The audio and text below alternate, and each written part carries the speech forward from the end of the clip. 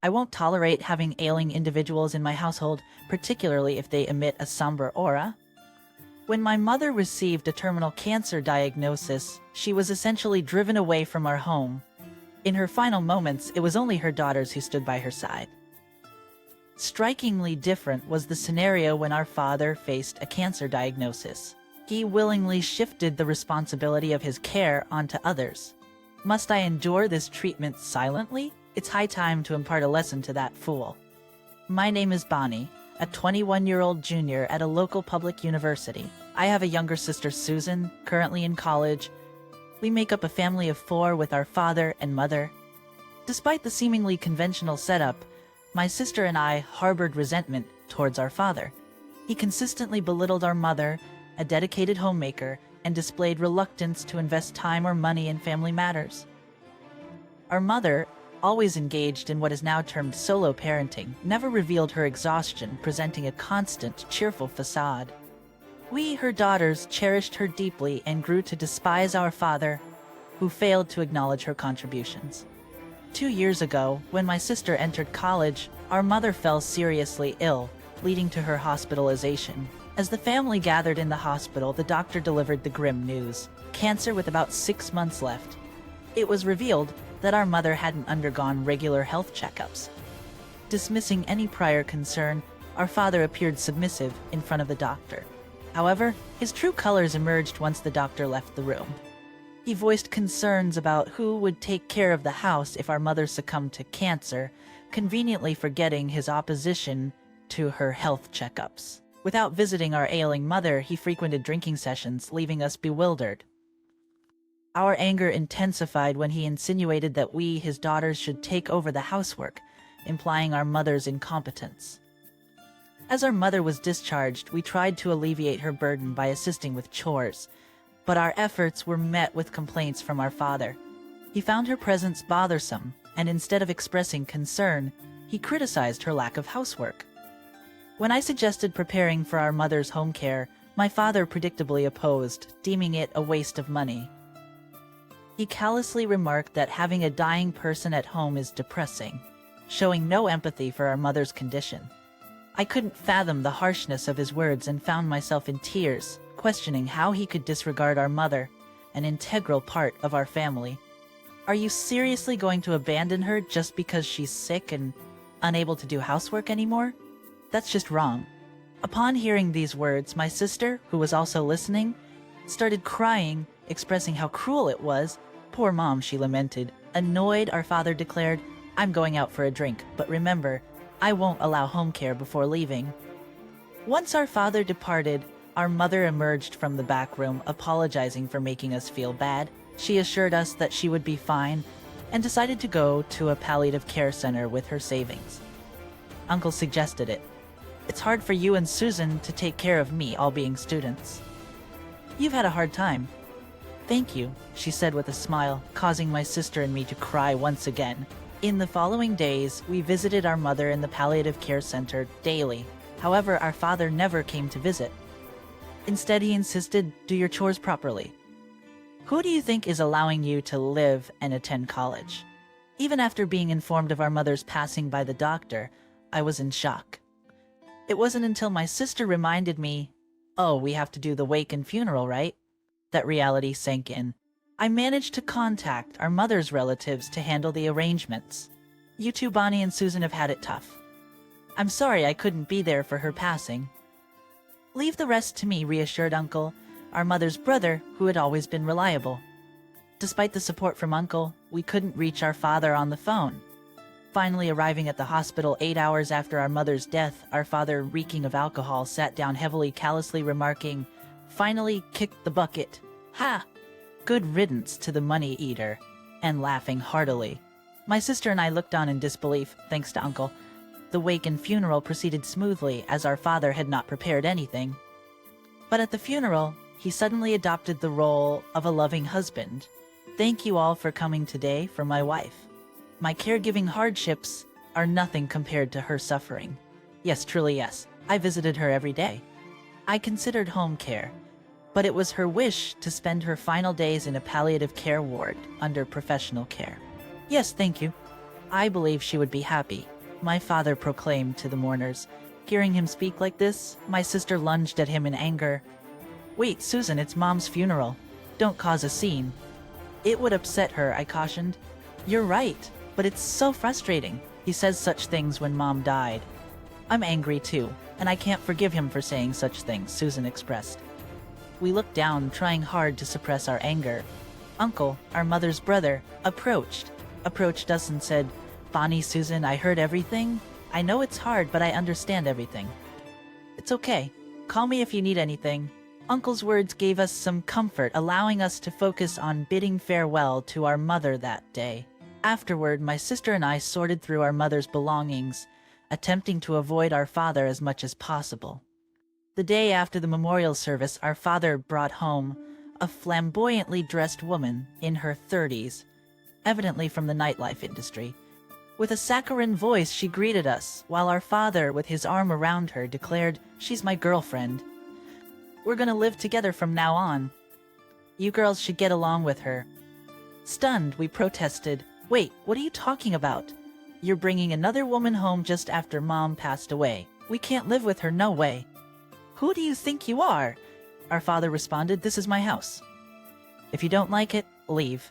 I'll still pay for your tuition, but don't involve yourselves with me anymore. I have my own life to live." I couldn't take it anymore and declared, supporting my crying sister, "I can't stand this anymore." I returned to our room, took out my smartphone, and dialed Uncle's number. "What? He's brought in a new woman now. That man is the scum of the earth. Come to my place. You can come right now. Pack up your things and come over." We swiftly packed our essentials into a suitcase and hailed a taxi, ordered through our phones. From the living room, we could hear the high-pitched laughter of Father's girlfriend. "You did well to come. It must have been tough." Uncle greeted us warmly upon our arrival. I felt so relieved that I almost cried. "You must have had a hard time on such a cold day. Would you like some milk tea? You both should commute to college from here. It's not too far. Thank you so much. We will help out as much as we can." Life at Uncle's house was peaceful, and my sister and I, often reminiscing about our mother, found ourselves thinking less and less about our father. Then one day, I received a call on my phone. "Hello, Bonnie. Long time no see. Actually, your father is in the final stages of a disease and needs care. Honestly, it's tough for me alone, and I have my own job." The voice on the other end said, "He said to ask Bonnie and Susan for help. You're worried about your dad, right?" We were told by our father not to involve ourselves with him anymore. I ended the call shortly, but the girlfriend kept calling daily after that. "Bonnie, he's angry, saying, have they forgotten the favor of being supported by me?" Unable to bear it, I consulted with Uncle. That fool, he really is beyond redemption. It's about time to tell him the truth. Uncle sighed as he spoke. One Sunday, my sister, Uncle, and I went to my father's house. "Welcome back, Bonnie and Susan. You must be worried about your dad. After all, your family. You're coming back to this house, right? Thanks in advance for taking care of him. Of course, it's only natural for children to take care of their sick parents. By the way, I didn't mention it, but I quit my job last month. I can't work with this body, so I can't pay for your college anymore. Quit college and work while taking care of me." "What are you saying?" "No way. We are not your slaves." "What the hell are you saying?" "It's only natural for children to take care of their sick parents, despite not doing anything for his sick wife." With hands trembling in anger, I replied, "We're cutting ties as family. We'll manage our tuition ourselves. Living here and taking care of you is impossible." "What, do you think that's allowed?"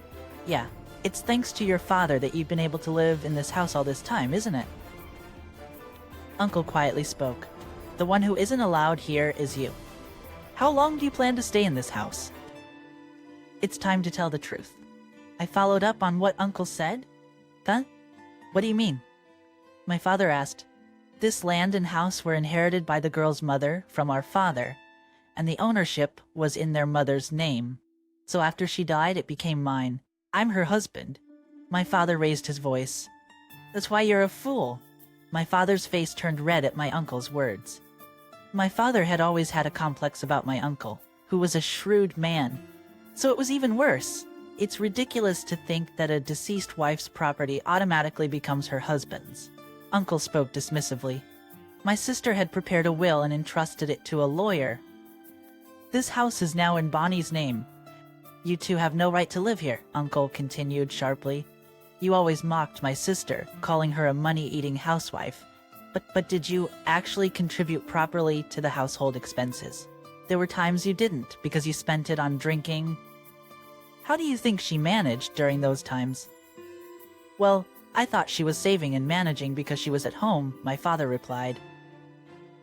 You really are a fool.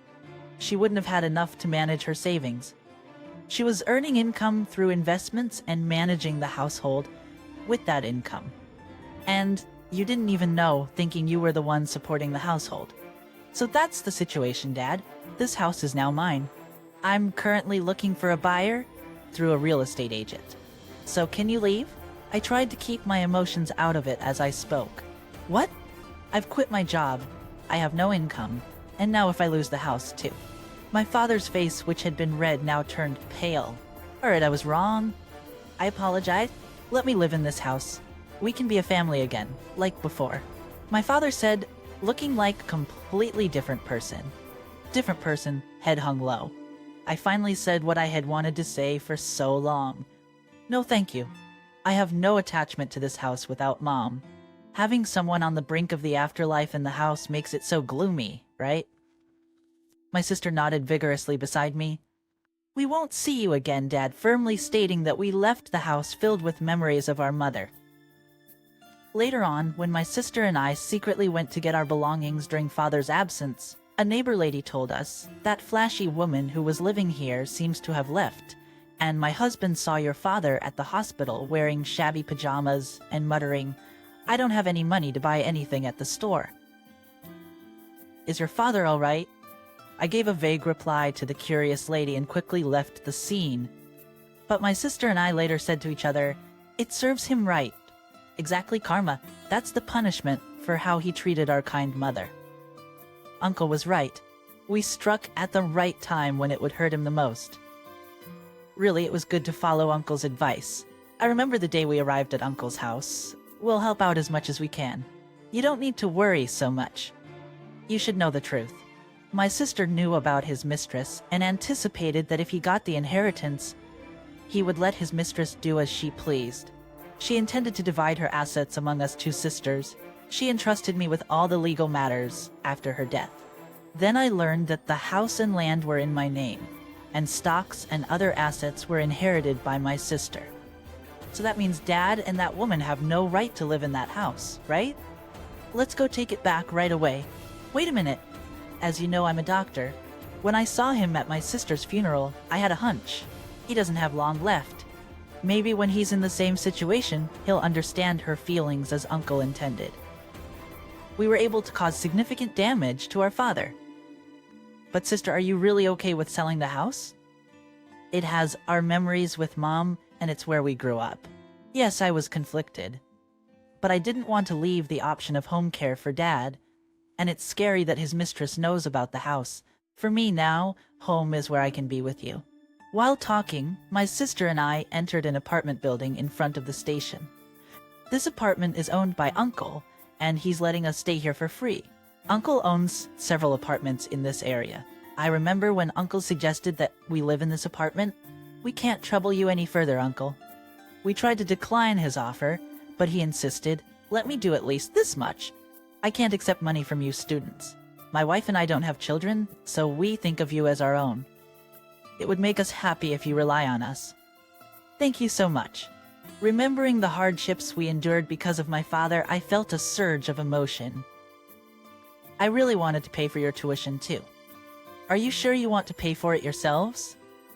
Uncle asked. Yes, after selling the house and stocks Mom left us, we have enough to cover the rest of our tuition. It's really thanks to Mom. My sister's eyes also welled up with tears. We have to stay positive to reassure my mother in heaven. My sister and I nodded to each other as we entered the apartment, recalling our conversation. Inside we saw a photo of our mother. Her smile seemed to say, this was the right choice.